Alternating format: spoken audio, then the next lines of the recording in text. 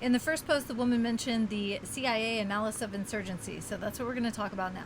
She stated that it's important for people to understand that civil war would look a lot more like an insurgency in the 21st century in America. Here's a list of objectives. I can't read that, so I'm reading over here. The first one is to limit the ability of the government and enhance the capability of insurgents to provide public services.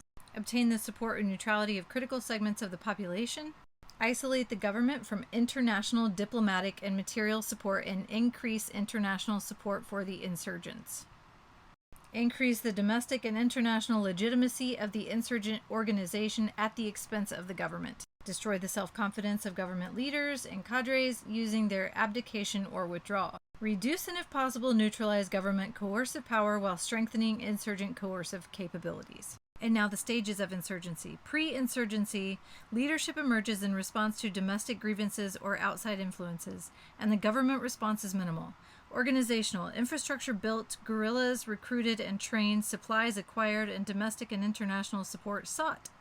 And government responses, counterinsurgency organizations are created. The next stage is the stage that it usually gets to before it's ended, is guerrilla warfare. Hit and run tactics used to attack government, extensive insurgent political activity, both domestic and international, may also occur simultaneously during this stage. Government action is low-level military action initiated.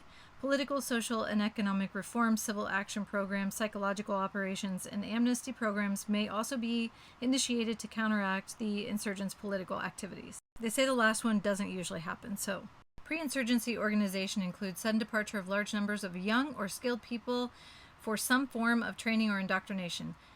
Defection of a noticeable number of members, especially leaders, from one political party or organization to a more radical party. A measurable increase in proselytizing ideology in rural areas. Increase of visitors from pro-insurgency countries. Reports of cells of these people. And press leaks on guerrilla plans or programs to change the country. In the first post, she talked about how they recruit, and she also mentioned that we have 20 years of veterans coming back with experience in war. That's not to say all these veterans are going to be siding with far-right militias. It's just saying there are people with experience, and that's likely who they'll target. The problem is, this isn't just these far-right extremist hate groups. There are also these people in our government.